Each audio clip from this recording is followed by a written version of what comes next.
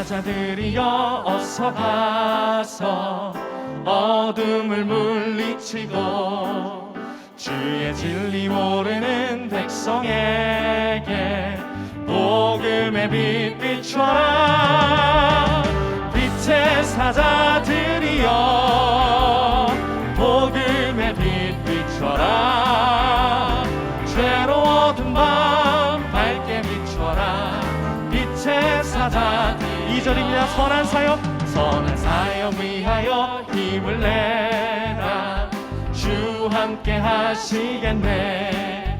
주의 크신 사랑을 전파하며 복음의 빛 비춰라. 빛의 사자들이여 복음의 빛 비춰라. 죄로워둔 밤 밝게 비춰라. 빛의 주님 부탁하신 말 순종하여 주님 부탁하신 말 순종하여 이 진리 전파하라. 산을 넘고 물 건너 힘을 다해 복음의 빛 비춰라. 빛의 사자들이여 복음의 빛 비춰라. 죄로워둔 밤 밝게 비춰라. 빛의 사자들이여 빛의 사자들이여 복음의 빛 비춰라. 죄로워둔 밤 밝게 비춰라. 다시 한번 빛의 사자들이여 빛의 사자. 우리를 복음 전하는 사자들로 삼아주셔서 공비함 가운데 있는 자들이 일어나게 하여 주옵소서. 밝게 비춰라. 마지막으로 빛의 사자들이여 빛의 사자들이여 복음의 빛 비춰라. 죄로워둔 밤 밝게 비춰라. 빛의 사자들이여.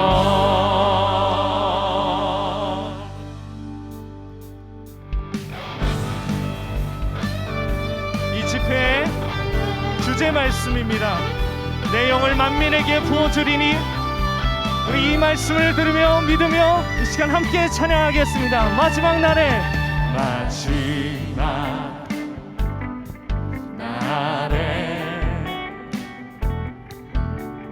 내가 나의 영으로 모든 백성에게 부어 주리라. 자녀들은 예언할 것이요 청년들은 환상을 보고 아비들은 꿈을 꾸리라. 주의 영임함. 자녀들은 예언할 것이요 청년들은 환상을 보고 아비들은 꿈. 주님의 영이 임하면 성령이여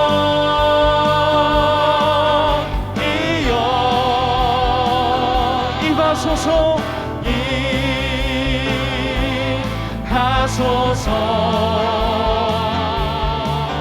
성령이여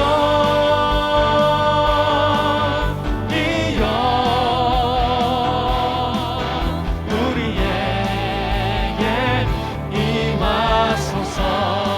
다시 한번 마지막 날에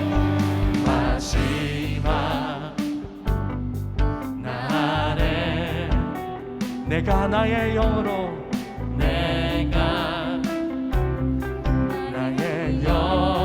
침체에 빠진 모든 자들에게 부어주리라. 백성에게 부어주리라.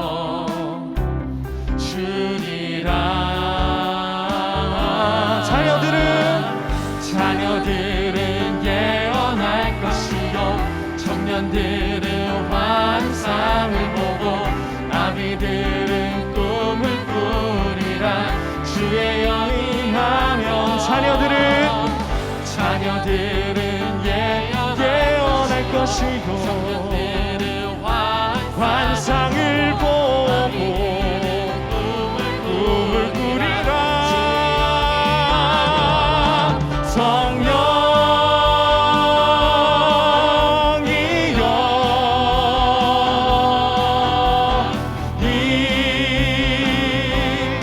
임하소서.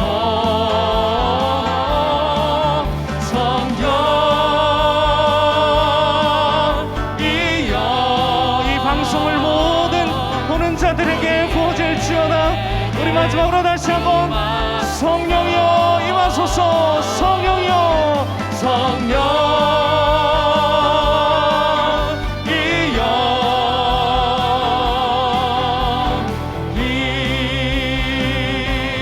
임하소서.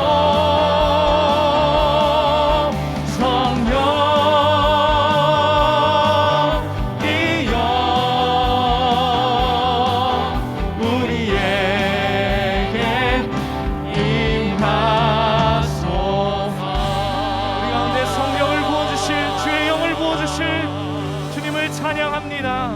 아멘. 가사를 생각하며 찬양합니다. 이 세상을 살아가는 동안에 나의 힘을 의지할 수 없으니 기도하고 낙심하지 말 것을 주께서 참 소망이 되심이. 주의 길을 걸어가는 동안에 주의 길을 걸어가는 동안에 세상의 것 의지할 수 없으니 감사하고 낙심하지 말 것을 주께서 참 기쁨이 되심이라. 하나님의 꿈이 나의 비전이 되고 예수님의 성품이 나의 인격이 되고 성령님의 권능이 나의 능력이 되길 원하고 바라고 기도합니다. 하나님의 꿈이 나의 비전이 되고 예수님의 성품이 나의 인격이 되게 하여 주옵소서. 부족한 우리의 심령과 영혼에 주여 오늘 말씀하여 주셔서 주님의 것 삼아 주옵소서. 원하고 바라고 우리 마지막으로 하나님의 꿈이 나의 비전이 되고 나의 인격이 되고 성령님의 권능이 나의 능력이 되길. 우리 마지막으로 다시 한번 하나님의 꿈이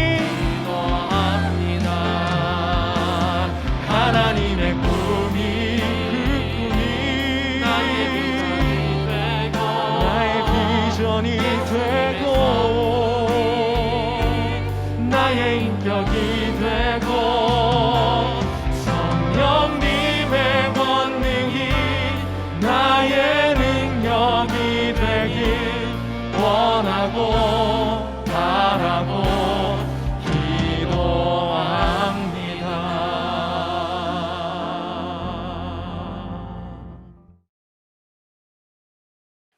주님 감사합니다. 2000년 예수님을 이 땅에 보내셔서 죄인 되신 우리를 구원하시고 하나님의 자녀 삼아주시니 감사합니다. 삶의 권세를 이기시고 부활하신 예수님의 부활의 은혜가 승리를 우리에게 주시니 감사합니다. 저희들이 부활절을 기다리며 특별히 고난주간을 지나고 있습니다. 이 한 주간 동안 우리를 위해 고통당하시고 고뇌하셨던, 그러나 묵묵히 십자가를 지시고 사명 감당하셨던 예수님을 묵상하게 하시고 따라가게 하시고 닮아갈 수 있게 하여 주옵소서. 이렇게 오늘은 특별 새벽 기도회로 함께 마음을 모아 주님께 예배드리오니 주여 기뻐 받아 주시옵소서. 축복하여 주시옵소서. 팬데믹으로 힘들고 어려운 때를 지나고 있습니다. 실망하며 낙심하는 이들이 있습니다. 소망을 저버린 이들이 있습니다. 우리의 방법과 계획으로는 안 되는 것을 고백합니다. 오직 참 소망이 되시고 유일한 길이 되신 예수 그리스도, 그분만을 바라보게 하여 주옵소서. 예수님을 바라볼 때 이 상황을 넉넉히 이길 수 있는 능력을 주옵소서. 불못불에 던져진 사드락과 메삭과 아벳느고가 그 안에서 하나님의 아들과 거늘며 살아났던 것처럼 주여 우리도 살아나게 하여 주옵소서. 예수님의 승리가 우리의 승리가 되게 하여 주옵소서. 예수님의 부활이 우리의 부활이 되게 하여 주옵소서. 마지막 때 내 영을 만민에게 부어주리라 하신 주님, 자녀들은 예언할 것이요 청년들은 환상을 보며 아비들은 꿈을 꾸며 성령의 새바람을 이 땅과 이 민족 가운데 부어 주옵소서. 이 시간 말씀을 전하시는 이희상 목사님과 기도회를 인도하시는 양태순 목사님에게 성령의 기름 부어 주셔서 말씀 가운데 주님의 음성을 듣고 우리 영이 살아나고 회복되고 치유되는 시간이 되게 하여 주옵소서. 말씀대로 순종하는 우리의 삶이 되게 하여 주옵소서. 특별히 이 새벽 시간 함께 예배하는 모든 교회와 모든 성도님들에게 찾아주셔서 크신 능력과 하늘의 신령한 복을 허락하여 주옵소서. 병든 자들이 치유함을 받게 하시고 위로가 필요한 자들이 위로받게 하시고 주신 소원을 따라 기도하는 것이 응답받는 은혜의 시간이 되게 하여 주옵소서. 주님, 이 시간 주님께 예배드려오니 홀로 영광받아 주시옵소서. 흠양하여 주시옵소서. 감사를 드리며 우리 주 예수 그리스도의 이름으로 기도를 드립니다. 아멘.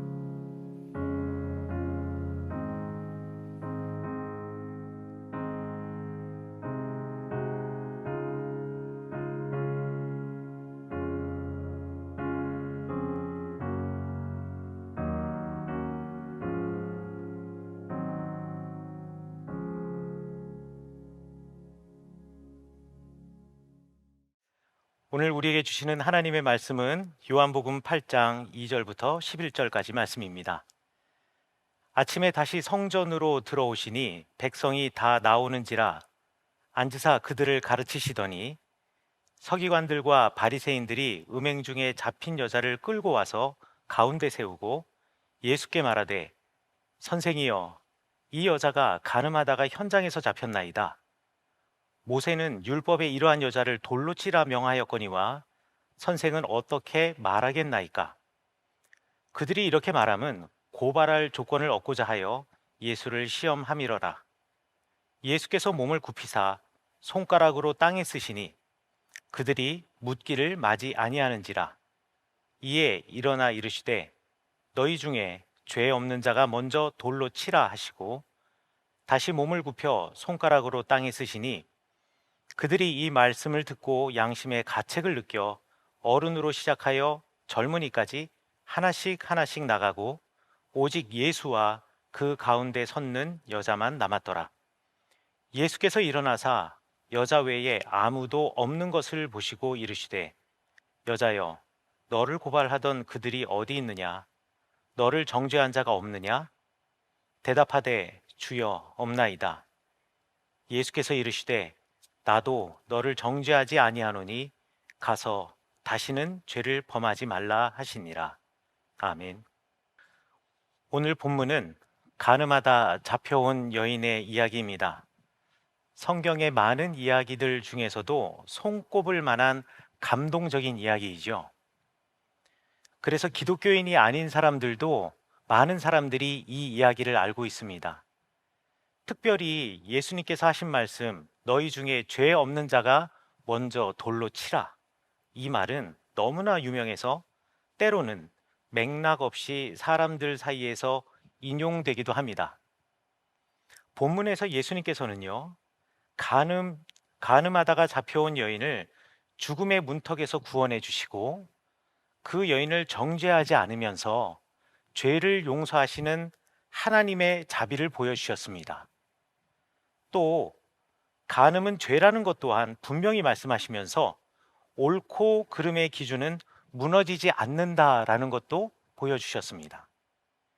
조금 어려운 말로 하나님의 자비 그리고 하나님의 공의를 동시에 보여주신 이 이야기는 예수님의 수많은 이야기 중에 백미라고 손꼽을 수도 있겠습니다. 그래서일까요? 중세교부 어거스틴은 간음하다 잡혀온 이 여인의 이야기를 은혜를 베푸는 이 예수 그리스도와 그 은혜를 받는 이 여인, 이 두 사람이 펼친 한편의 멋진 드라마다라고 평가하기도 했습니다. 그런데 성경의 내용을 조금 더 한 절 한 절 뜯어보면 어거스틴의 평가보다 더 깊은 주님의 마음을 우리가 읽을 수가 있습니다. 성경 말씀 2절과 5절에서는요, 이 사건의 배경에 대해서 설명하고 있습니다.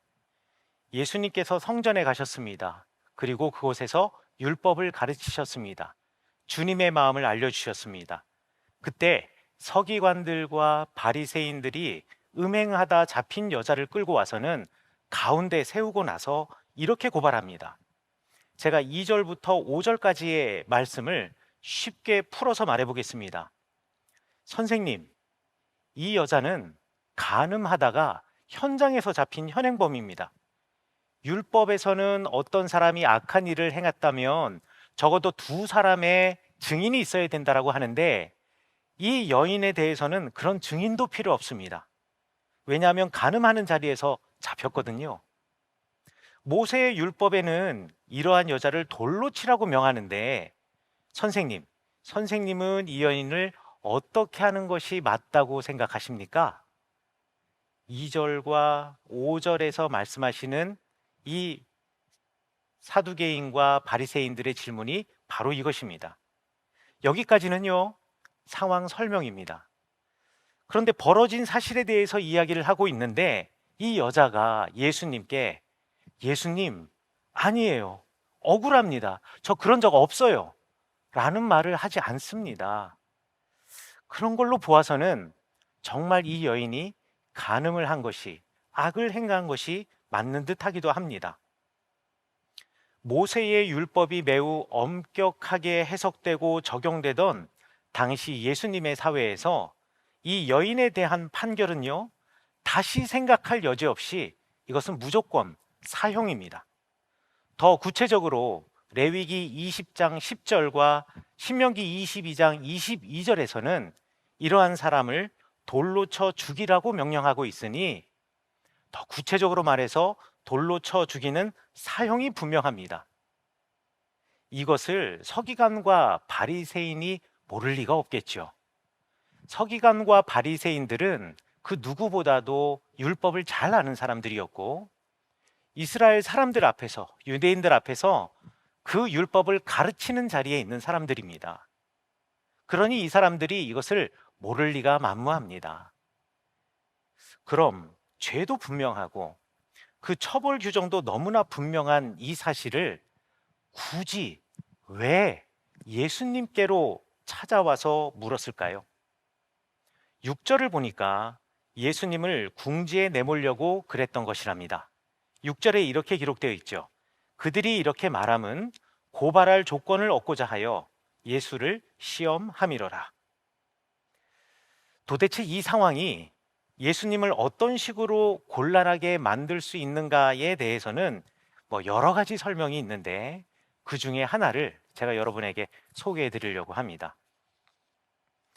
예수님 당시 유대인들의 자치적인 사법 기구가 있었습니다. 산헤드린이라고 불리는 기구인데 우리말 성경에는 공회라고 번역이 되어 있습니다. 로마의 황제는요, 원칙적으로 이 유대인 공동체를 이분화시켰습니다. 그러니까 정치와 행정에 관한 문제는 로마의 사법기구에서 다루게 하였고 유대인들의 종교의 문제에 대해서는 이 산헤드린, 유대인들의 자치 사법기구에 맡겨서 처리하는 통치를 이 로마 사람들이 이스라엘 땅에서 유대인들에게 허락하였습니다. 그런데 이렇게 이분화된 통치 체계를 지키다 보니까 한 가지 문제가 생겼습니다. 공회, 그러니까 사내들인이 유대교의 율법을 따라서 사형을 언도하고 집행할 권리를 갖게 된 것이죠. 그래서 종종 이것이 문제가 되기도 했습니다. 그래서 주후 약 30년경에 로마의 황제는 이 유대인들이 가지고 있었던, 산헤드린이 가지고 있었던 사형을 언도하고 그것을 집행할 권리를 박탈하였습니다. 이런 시대적 배경을 이해한다면 사두개인들과 바리새인들이 가늠하다 현장에서 잡힌 여인을 예수님께로 데려와서 예수님을 어떤 식으로 궁지로 몰아 넣으려고 한지를 우리가 추측할 수가 있습니다. 만약에 예수님께서 이 서기관과 바리새인들의 질문에 대해서 그래, 마땅히 율법에서는 돌로 쳐 죽이라고 하지 않았느냐 라고 대답하신다면 이 사람들이 이 여인을 정말 돌로 쳐 죽인 다음에 로마 당국이 이것을 문제 삼을 때 우리는 너희들에게 이렇게 사형을 언도할 권리를 주지 않았는데, 이미 박탈하였는데 왜 임의적으로 그렇게 했느냐 라며 추궁할 때 이렇게 대답할 수 있겠죠. 우리는 다 알고 있습니다. 그런데 우리 공동체에 대단히 영향력이 있는 랍비 예수라는 사람이 있는데 그 사람이 선동을 해서 이 여인을 돌로 쳐 죽이라고 부추겼어요. 그래서 우리가 어떻게 말려볼 길이 없었습니다 라고 하면서 예수님을 궁지로 내몰 수 있는 가능성이 생기는 겁니다. 또 만약에 예수님께서 그 여인에 대해서 연민의 마음을 가지고 뭘 그렇게까지 하니, 이 여인을, 이 죄를 용서해라 라고 말한다면 말이죠, 모세의 율법과 유대인의 전통을 거스른 사람으로 유대인 공동체에서 사회적으로 매장시킬 수도 있습니다. 그러니까요, 서기관들과 바리새인들의 입장에서는 예수님이 어떤 대답을 하시던 간에 그것을 엮어서 예수님을 궁지로 몰아넣을 수 있는 나름대로 묘수를 찾아낸 것이 바로 이 간음한 여인을 주님 앞에 데려와 세운 것입니다. 예수님께서는 서기관들과 바리새인들의 이 마음을 아셨습니다. 그리고 땅바닥에 무언가를 적으셨어요. 예수님께서 무엇을 적으셨는지에 대해서는 우리가 도무지 알 길이 없습니다. 요한복음이 기록해 놓지 않았기 때문에 딱히 이겁니다 라고 말할 수 있는 근거가 전혀 없습니다. 하지만 예수님과 서기관, 바리새인들 사이의 대화의 이 맥락을 보건대 바로 지금 이 상황을 판단하기 위해서 서기관과 바리새인들이 지금 들고 나온 그 율법, 레위기 20장 10절의 말씀과 신명기 22장 22절의 말씀을 쓰지 않으셨을까요? 그 내용은 이렇습니다. 누구든지 남의 아내와 간음하는 자, 곧 그의 이웃의 아내와 간음하는 자는 그 간부와 음부를 반드시 죽일지니라. 어떤 남자가 유부녀와 동침한 것이 드러나거든 그 동침한 남자와 그 여자를 둘 다 죽여 이스라엘 중에 악을 제할지니라. 여러분, 그런데 이 성경 말씀을 읽고 나시니까 뭔가 좀 이상한 거 느껴지지 않으십니까? 이 성경 말씀 읽고 다시 여러분 이 요한복음의 상황으로 돌아와 보자고요. 이 간음한 여인을 예수님 앞에 세우고 재판을 하고 있는 이 상황으로 다시 한번 돌아와 보면 뭔가 좀 이상합니다. 서기관들과 바리새인들은 율법을 잘 알고 있는 사람들이에요. 그런데 그들이 율법을 정말 잘 알고 그것을 제대로 적용하고 있다면 이 자리에 이 여인만 데리고 나오면 안 되는 겁니다. 분명히 율법에서는요, 그 남자도 데리고 나와야 한다. 그리고 그 남자도 죽여야 한다라고 이야기합니다. 그러니까 그 여인과 함께 있었던 그 남자도 지금 이 자리에 그 여인 옆에 서 있어야 한다라는 거죠. 그런데 남자는 쏙 빼놓고 여인만 데리고 온 겁니다. 남자를 왜 데리고 나오지 않았는지도 성경에 나와 있지 않기 때문에 이것이다 라고 제가 단언할 수는 없습니다. 그 남자가 유력한 사람이어서 손을 댈 수 없는 사람이었는지, 아니면 그 공동체에서 힘 있는 사람이어서 감히 그 사람의 이름을 입에 올릴 수가 없었던지, 아니면 너무나 잘 아는 이웃이어서 그냥 그 사람에게 대해서는 눈 감아주고 그냥 이 여인만 처벌하는 선에서 지금 이 상황을 끝내려고 하였는지 그 이유는 알 수 없습니다만, 적어도 분명한 것은 이들은 절반의 진실만을 갖고 나와서 예수님을 지금 시험하고자 하는 것입니다. 이들은 분명히 율법에 대한 열심과 열정을 갖고 있는 사람들이에요. 그러나 그들의 열심과 열정은요, 그 방향과 목적이 완전히 잘못됐습니다. 율법이 무엇일까요?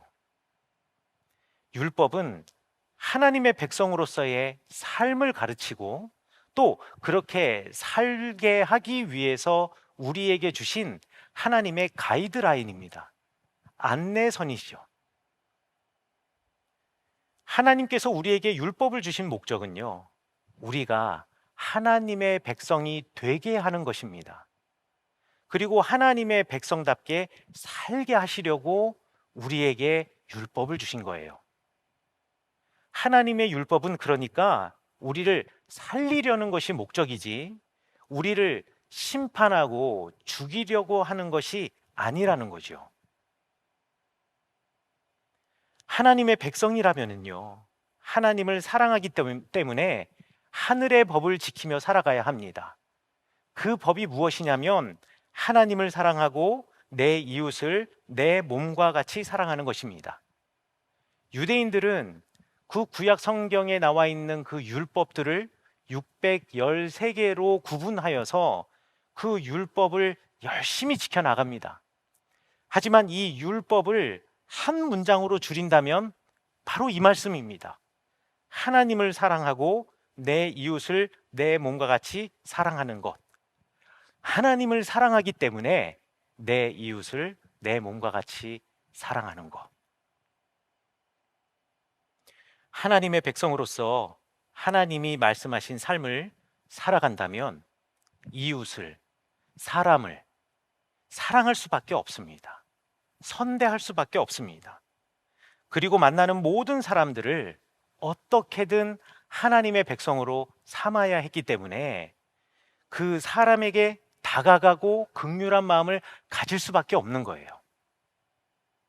그러나 서기관들과 바리새인들의 그 율법은 이웃을 베는 칼이었습니다.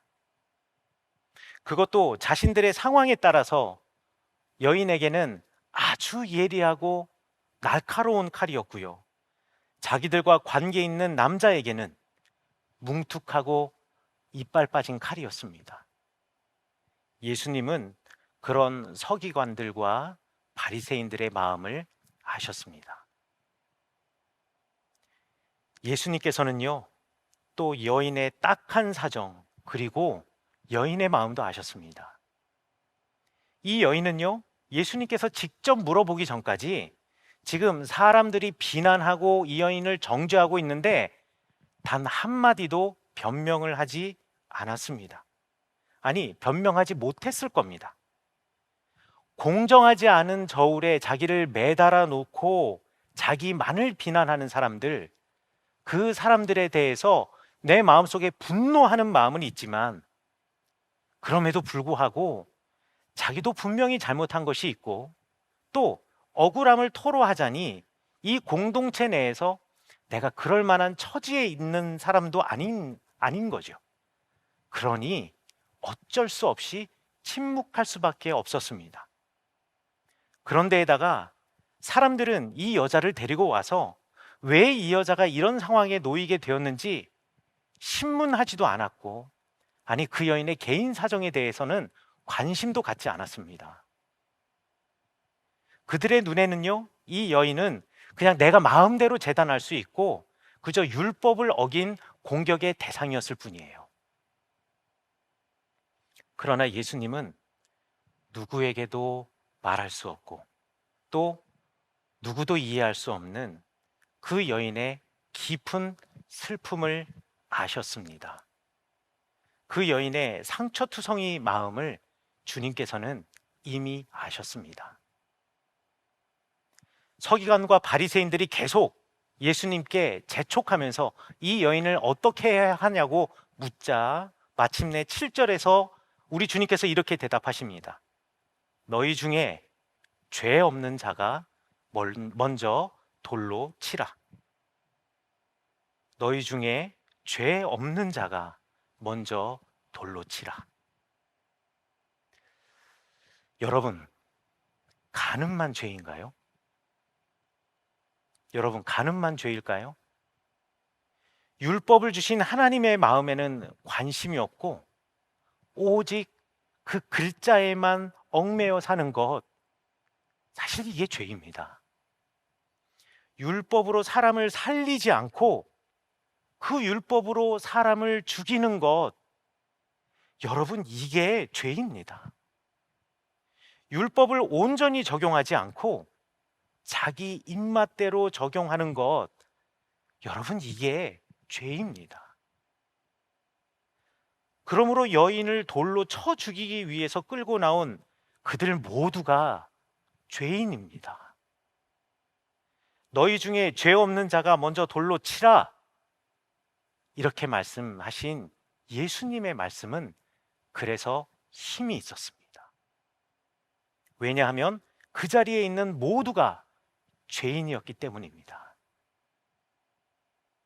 그래서 9절에서는 사람들이 어른으로부터 시작해서 젊은이들까지 하나씩 하나씩 돌아갔다고 이야기를 하고 있지요. 사람들이 모두 돌아간 후에 예수님이 여인 앞에 섰습니다. 그리고 10절과 11절에서 이렇게 말씀하십니다. 여자야, 너를 고발하던 그들이 어디 있느냐? 너를 정죄한 자가 어디 있느냐? 여기서 비난하다, 정죄하다라는 의미를 가진 신약 성경 그리스어 카타크리노에 대해서 제가 잠시 설명하려고 합니다. 이 카타크리노라는 말은 아래로라는 의미의 카타라는 말과 그리고 판단하다, 평가하다라는 의미의 단어인 크리노라는 말이 서로 합쳐져서 만든 합성어입니다. 그러니까 우리말 성경에는 정죄하다라고 번역을 해 놓았는데 이 카타크리노라는 말을 어근에 비추어 쉽게 풀어서 설명하자면 이렇게 말할 수가 있습니다. 한 인간의 가치를 평가절하하다. 정죄한다라는 것이 바로 그런 뜻입니다. 그러므로 여자야, 너를 고발하던 그들이 어디 있느냐? 너를 정죄한 자가 어디 있느냐라는 말은 이렇게 풀어서 말할 수가 있습니다. 여자야, 율법을 들어서 너를 고발하던 이들이 어디 있느냐? 너의 인생을 살피고 이해하려는 긍휼한 마음 없이 그저 내 지금 모습을 보고 하나님이 창조하신 너, 하나님이 긍휼한 마음을 가지고 가장 소중하게 생각하는 너를 가치 없는 인간으로 평가하던 그 사람들 지금 어디 있느냐? 여자가 대답합니다. 주여, 없나이다. 그러자 예수님께서 11절에서 이렇게 말씀하셨습니다. 나도 너를 정죄하지 않겠다. 제가 이 예수님의 말씀 뒤에 있는 숨어 있는 주님의 마음을 이 성경 전체의 맥락에 비추어 다시 한번 펼쳐 읽어 보겠습니다. 주님께서 이렇게 말씀하십니다. 소중한 딸아, 나는 내 삶을 평가하지 않는다. 내가 어떤 모습으로 지금 이 자리에 서 있던 간에 너는 내 딸이다. 내가 너를 안다. 지금까지 이 모진 삶을 살면서 어떻게든 살아보겠노라고 몸부림치던 너를 내가 안다. 모진 세월, 사느라고 정말 애썼다. 애썼다, 딸아. 주님의 이 말씀이 여인의 슬픔에 닿았습니다. 차마 누구에게도 하소연할 수 없었던 그 무거운 마음에 이 예수님의 말씀이 닿았습니다. 그리고 난 다음에 주님께서 말씀하시죠. 이제 다시 죄짓지 말아라. 예수님은 이 땅에 하나님의 마음을 보여주시기 위해 오셨습니다. 서기관과 바리새인들은 율법의 글자로만 사람들을 저울질했습니다. 너희들이 이래야 하고 저래야 하고 그래야 하나님이 받으시고 그래야 하나님이 인정해 주신다라고 가르쳐 주셨습니다. 그렇지만 서기관들과 바리새인들은 율법을 왜곡한 것입니다. 서기관과 바리새인들은 율법을 왜곡하여서 하나님을 마치 채찍과 몽둥이를 들고 율법을 어긴 사람들을 벌하시는 분이라고 가르친 셈이 되는 것입니다. 그리고 사람의 삶을 품고 이해하기보다는 그들은 사람들을 평가하고 판단하기에 바빴습니다. 정죄하려고 하였습니다. 그렇지만요, 하나님은 우리의 어떠함을 받으시는 것이 아니라 우리의 존재 그대로를 사랑하고 품으시는 분이십니다. 그것이 아버지의 마음입니다. 그래서 예수님께서 말씀하시는 겁니다. 내 마음은 그렇지 않다. 나는 율법으로 너를 평가하는 이가 아니다. 너희들을 이해하고 품고 어떻게든 나의 백성을 만들려고, 어떻게든 내 자녀로 만들려고, 삼으려고 내 온 마음과 사랑을 쏟아붓는 나는 너의 하나님이다. 요한복음을 기록한 요한 선생님은 이 이야기를 통해서 바로 이런 하나님의 마음을 알려주시려고 하셨던 겁니다. 고난주간에 우리도 주님 앞에 섰습니다. 마치 간음하다 잡혀온 여인처럼 주님 앞에 죄인의 모습으로 섰습니다. 율법의 글자로는요, 우리는 회생 불가능한 사람입니다. 그러나 우리를 살리시는 율법, 그 율법을 주신 하나님의 마음은 죄인인 우리조차도 안아주시고 품어주시고 보다듬어주시고 이해하십니다. 우리는 그리스도 예수님을 따르는 제자이고 하나님 아버지의 마음을 품고 살아가는 그분의 자녀입니다. 그렇기 때문에 우리는 예수 그리스도의 생애를 뒤쫓아가야 합니다. 닮아가야 합니다. 우리도 그렇게 살아야 합니다. 그렇다면 말이죠, 여러분도 주님의 마음을 가지시고 여러분이 만나는 이들을 이해하고 사랑하고 또 그들을 주님의 백성으로 삼는 복음의 전도자가 되어야 합니다. 나를 안아주시고 품으시고 보다듬으시고 이해해 주신 주님께 감사하는 마음, 그 마음을 넘어서 받은 사랑 때문에 죄의 길에서 돌아서고 그리고 난 다음 예수 그리스도가 보여주신 안아주신 사랑, 품어주신 사랑, 보다듬어 주신 사랑, 이해해 주신 사랑, 그 사랑의 삶을 내가 만나는 이웃에게 그대로 돌려주면서 삶으로 예수님을 증거하셔야 합니다. 오늘 바로 이 날이, 그리고 이 주간이, 그리고 평생의 여러분의 삶이 간음하다 잡혀온 여인처럼 주님으로부터 값없이 받은 은혜 때문에 내 삶을 바꾸고 바뀌어진 삶으로 예수 그리스도, 우리 예수님의 복음을 전하는 그 시작이 되시기를 간절히 축원합니다. 기도하시겠습니다. 주님, 오늘 말씀을 통하여 주님 마음 알게 하시니 감사합니다. 율법적으로 사람들을 평가했던 부끄러운 저의 삶을 되돌아봅니다. 부끄럽습니다. 저의 판단과 평가로 얼마나 많은 영혼들이 죽음의 문턱으로 내몰렸는지를 생각하니 죄인 중에 죄인이 바로 저임을 고백합니다. 이제 말씀을 통해서 저의 이 죄인된 모습을 보게 하셨으니 이제 주님께로 돌아가겠습니다. 주님, 이제 나의 삶을 온전히 주님께 맞추겠습니다.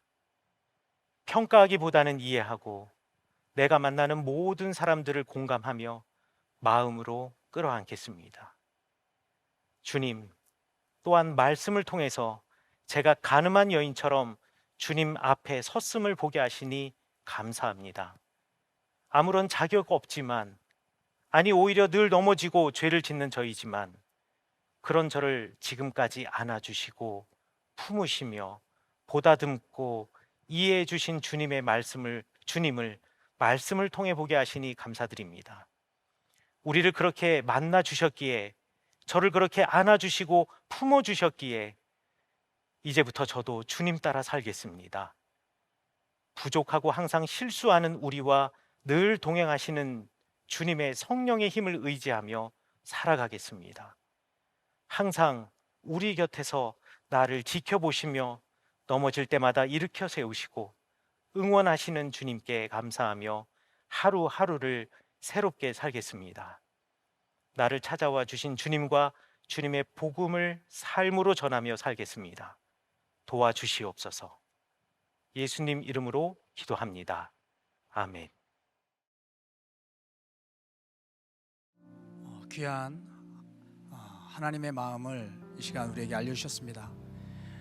우리 두 번 이어서 기도할 텐데요. 우리 첫 번째 기도 제목은 하나님의 말씀으로 다른 사람을 평가하기보다 이제는 나의 삶에 적용하게 하여 주옵소서.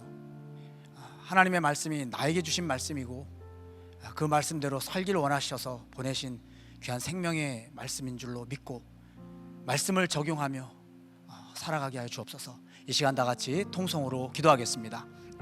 할렐루야. 은혜로우시고 자비로우신 아버지 하나님, 오늘 귀한 하나님의 말씀을 들려주시니 감사합니다. 예수님의 마음을 우리에게 들려주시니 감사합니다. 주님, 지금까지 하나님의 말씀을 가지고 다른 사람을 정죄하고 평가하고 하나님 그렇게 잘못된 길로 나갔음을 깨닫게 하시니 감사합니다. 이 시간 주께서 성령으로 역사해 주셔서 이제 하나님의 말씀이 자외 날성같이 그 예리한 하나님의 말씀이 하나님 다른 사람을 지키는 것이 아니라 바로 내 자신을 향하여 하나님 그 사람을 위하여 주신 귀한 축복의 말씀임을 믿고 따라나가는 저희들이 되게 하여 주시옵소서. 주님 걸어가신 그 길을 우리도 따라가기를 원합니다. 그 말씀에 나를 맞추기를 원합니다. 그 말씀에 순종하기를 원합니다. 말씀이 육신이 되어 이 땅에 오신 예수님처럼 오늘도 하나님의 말씀을 그 십자가를 지고 등에 지고 주님을 따르는 그리스도의 제자가 되어줄 수 있도록 역사하여 주시옵소서.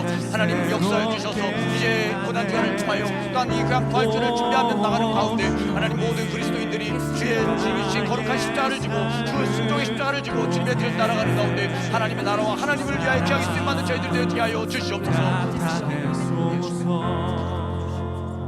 두 번째로 이제는 우리 이웃의 삶을 이해하고 또 품어주며 예수님의 사랑으로 구원하는 삶이 되기를 기도하십시다. 주님, 땅끝까지 복음을 전파하라 하신 주님의 말씀을 따라 오늘 이 사랑으로, 예수님의 사랑으로 복음을 전한 저희들이 되게 하여 주옵소서. 성령을 충만하게 부어 주옵소서. 나같이 통성으로 기도하겠습니다.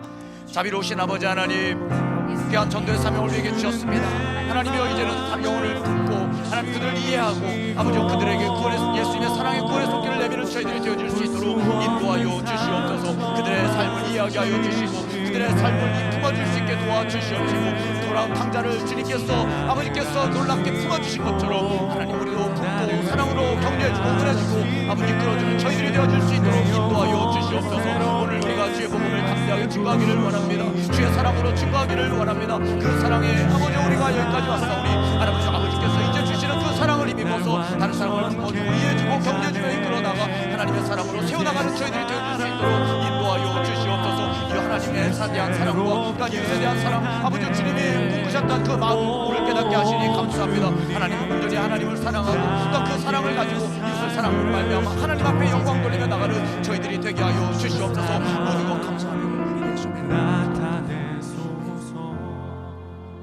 자비로우신 주님, 저희들의 삶을 이해해 주시고 품어 주시고 용서해 주시고 격려해 주셔서 오늘 여기까지 올 수 있었습니다. 이번 사순절기를 통해 주님이 우리를 사랑해 주신 같이 우리도 이웃을 사랑하게 하셔서 복음으로 사람을 살리고 하나님 나라 백성으로 구원하는 전도인의 삶을 살게 하여 주옵소서. 이번 온앤온 사순절 집회를 통해 큰 은혜 받게 하여 주시옵소서. 주님의 뒤를 따라가게 하여 주옵소서. 말씀대로 살게 하여 주옵소서. 감사드리며 예수님의 이름으로 기도드립니다. 아멘.